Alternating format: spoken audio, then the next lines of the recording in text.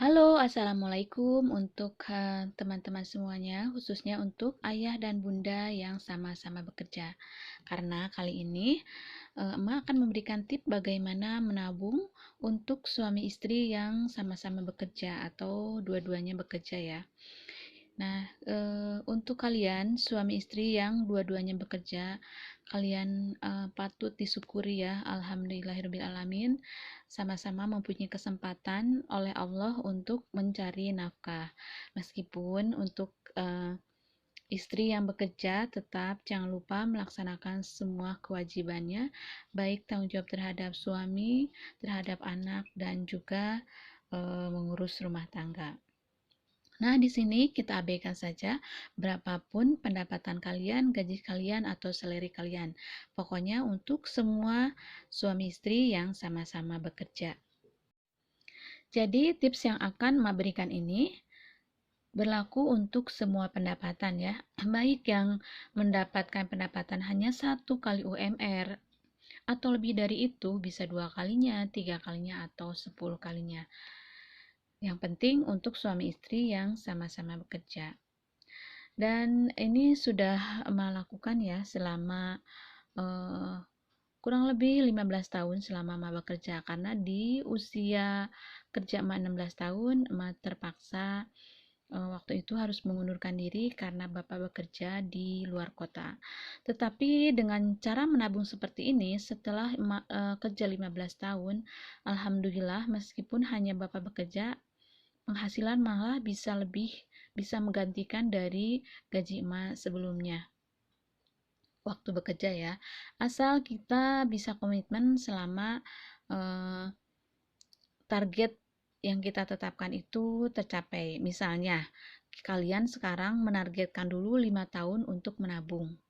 Nah, itu benar-benar harus konsisten selama 5 tahun itu. Nah, kalau misalnya setelah 5 tahun itu ternyata kalian berhasil, maka kalian bisa perpanjangan lagi menjadi 5 tahun kedua, 5 tahun ketiga, dan lain sebagainya. Yang penting di sini adalah komitmen sama-sama suami dan istri untuk melaksanakan cara menabung seperti ini, dan hasilnya luar biasa sekali ya. Jadi banyak orang yang bilang atau para pujangga yang bilang bahwa dunia ini adalah panggung sandiwara. Jadi dalam konsep menabung ini kita harus bermain drama ya, suami dan istri harus sepakat menganggap bahwa istri itu tidak bekerja. Jadi komitmen bahwa anggap aja yang bekerja itu hanya suaminya. Jadi di sini gaji istri sepenuhnya untuk ditabung. Gimana? Setuju nggak? Berat ya? Harus setuju dulu antara suami dan istri, harus sepakat.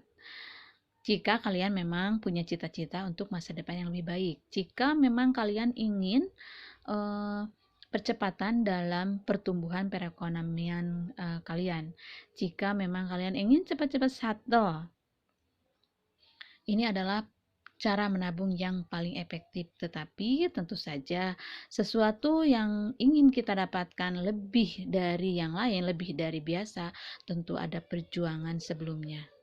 Perjuangannya apa?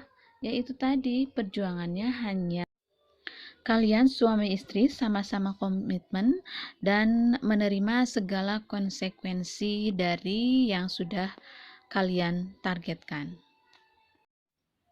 Jadi setiap bulannya hanya mengelola satu gaji saja, yaitu gaji suami yang akan kalian gunakan untuk segala keperluan rumah tangga kalian, termasuk dengan anak-anak kalian. Baik itu mulai dari listrik, ledeng, makan, biaya sekolah, kesehatan, dan lain-lain. Loh bun, jadi gaji istri gimana? Nah, jadi gaji istri semuanya ditabungkan. Jadi tak diambil sepersen pun. Apalagi sekarang ini kan zaman canggih ya, jadi penggajian itu tidak diterima dalam bentuk rupiah, tapi sekarang itu kebanyakan sudah dalam bentuk transfer. Nah, dalam bentuk transfer ini akan lebih memudahkan kalian untuk menabung. Jadi sama sekali kita tidak tergoda karena melihat fisiknya, dan sama sekali kita tidak bisa mengambil meskipun ambil aja lah cuma 50.000 atau 100.000 nggak apa-apa sih setabung, enggak. Sampai dengan uang sekecil-kecilnya. Jadi kalau gaji kalian misalnya 2.340.000 rupiah, nah sampai dengan yang 40 ribunya atau 45 ribu rupiah, sampai dengan yang 5 ribu rupiahnya pun kalian nggak bisa diambil. Jadi transfer dari kantor dan lupakan. Dan ini bisa kalian lakukan, dan asli ini sudah melakukan. Syaratnya satu ya, yang paling berat ini kalian harus konsisten. Kita mulai ya dengan target yang pertama, harus bisa kita lakukan selama 5 tahun. Biar kerasa maksudnya, bisa aja sih setahun ya. Kalau kalian ngerasa lemah dalam hal konsisten, kalian bisa coba dulu dalam 1 tahun. Kemudian coba dalam 2 tahun. Tapi menurut Mak, jika kalian memang pengen hasilnya yang menakjubkan, istilahnya pengen cepat kaya gitu, maka kalian harus bisa konsisten tidak mengambil gaji istri selama 5 tahun. Maka jika itu kalian sanggup melakukan selama 5 tahun, maka kalian akan menerima keajaibannya. Dan itu berapapun gaji kalian ya, karena nanti keajaiban itu, yang kalian anggap keajaiban itu kan tergantung dari persepsi, cara berpikir, kebiasaan, atau habit kalian sendiri. Jadi kalau misalnya yang memang gajinya UMR, ya mungkin mereka merasa keajaibannya itu jika dapat 10 gaji misalnya ya. Misalnya UMR 3 juta, maka keajaiban kalian itu adalah 30 juta. Tapi jika kalian misalnya gajinya 5 juta, maka keajaiban kalian itu adalah 50 juta. Dan jika kalian itu misalnya gajinya itu 10 juta, maka keajaiban kalian itu dimulai dari 100 juta. Itu kurang lebih ya, tergantung dari persepsi, pola pikir, habit kalian sehari-hari. Nah, sekarang paling rendah kita asumsikan gaji kalian itu UMR. UMR di sini misalnya kita ambil juta rupiah per bulan. Maka jika dalam tahun itu,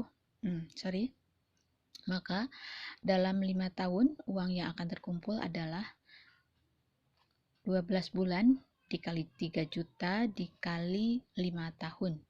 Kali 5, maka kalian akan mendapatkan 180 juta untuk 5 tahun. Bayangkan, 180 juta buat orang yang bergaji UMR, ya buat kita, buat Anda, itu pasti sesuatu hal yang gak kepikiran banget mungkin. Dan itu bisa kalian lakukan dan bisa kalian dapatkan. Yaitu asal kalian konsisten.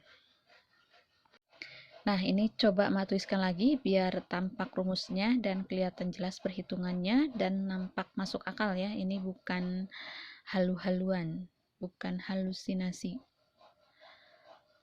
Nah, jadi 180 juta itu akan didapat dari perhitungan jika kalian gaji 3 juta, maka perhitungannya 180 juta didapat dari 12 bulan dikali 5, artinya 5 tahun, dikali gaji kalian yang dianggap 3 juta, maka kalian akan mendapatkan 180 juta dalam 5 tahun. Jadi 180 juta itu hanya untuk yang gaji UMR. Bagaimana jika Anda lebih dari gaji UMR? Dan pastinya lebih banyak yang di atas gaji UMR daripada yang gaji UMR. Nah, bagi Anda yang mendapatkan penghasilan lebih dari UMR, mungkin Anda akan mendapatkan 200 juta, 300 juta, 400 juta, atau lebih dalam 5 tahun. Dan itu bukan uang yang kecil. Itu adalah hadiah dari jerih payah kalian selama 5 tahun. Dan kembali lagi saya ingatkan, ini hanya masalah konsisten. Konsisten dan siap menerima konsekuensinya. selama 5 tahun hanya memanfaatkan gaji suami atau satu gaji. Apa aja konsistennya?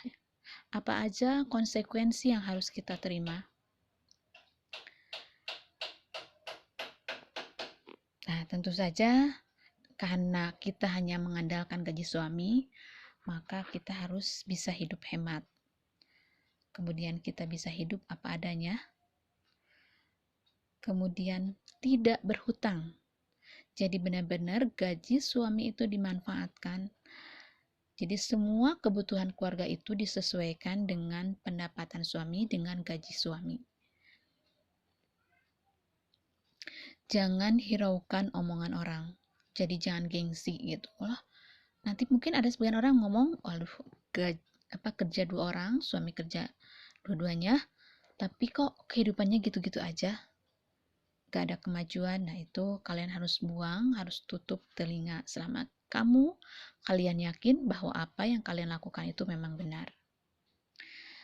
Tetap elegan dan terhormat. Maksudnya di sini adalah tidak mengemis, meskipun baju apa adanya. Kemudian kalian juga tidak mengeluh, bisa menerima apa adanya dengan bijak. Gitu. Tetap hidup sehat. Ingat ya, tetap hidup sehat. Hidup sehat itu bersih, kemudian makanannya terjamin. 5 sehat 4 sempurna dengan cara mengatur menu. Jadi makan tuh mungkin makan protein hewaninya mungkin seminggu hanya 2 kali. Kita perbanyak sayur, kemudian tetap ada asupan buah, apalagi punya anak tetap ada asupan susu. Dan itu masih bisa dilakukan ya, itu berdasarkan pengalaman Mak. Yang bisa kita hemat misalnya dari segi pemakaian kendaraan, kita pakai kendaraan bekas dulu misalnya, atau apalagi jika kalian sebelum menikah sudah punya kendaraan, itu akan lebih baik lagi. Atau misalnya mengurangi pembelian pakaian gak usah branded yang mahal, yang mewah, cukup kalian pakai yang pantas, yang nyaman. Itu sudah lebih dari segalanya.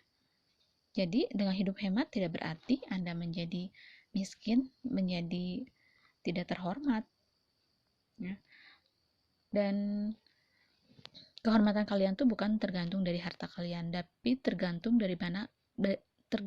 dari bagaimana kalian bersikap, bagaimana kalian menyikapi hidup ini, bagaimana kalian bisa bergaul, bagaimana kalian mengelola keuangan yang ada, dan tetap bisa mencukupi kebutuhan keluarga. Hidup hemat tidak berarti kalian tidak cukup, tapi kalian tidak mewah. Waduh, senang deh Mak kalau sudah sharing tentang pengalaman hidup Mak ya. Oke, kembali lagi ke laptop.